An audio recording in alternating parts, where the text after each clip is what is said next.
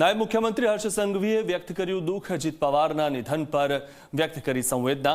અજીત પવારના અવસાનના સમાચાર અત્યંત દુઃખદ છે તેવું તેમણે નિવેદન આપ્યું। ભગવાન દિવંગત આત્માને શાંતિ પ્રદાન કરે તેવું પણ હર્ષ સંઘવીએ કીધું।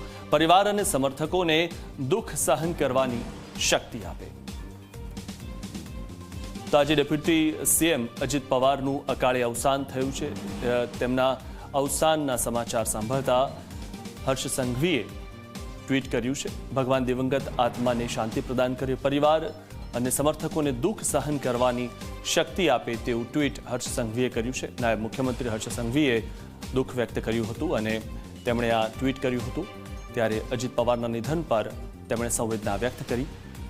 આજે જે રીતે અચાનક અજીત પવાર આપણા સૌ વચ્ચેથી તેમણે અણધારી વિદાય લીધી છે અને આ પ્લેન ક્રેશની દુર્ઘટનામાં તેમનું મોત થયું છે, ત્યારે ભગવાન દિવંગત આત્માને શાંતિ પ્રદાન કરે તેવું ટ્વીટ હર્ષ સંઘવીએ કર્યું। પરિવાર અને સમર્થકોને દુઃખ સહન કરવાની શક્તિ આપે તેવું પણ હર્ષ સંઘવીએ ટ્વીટમાં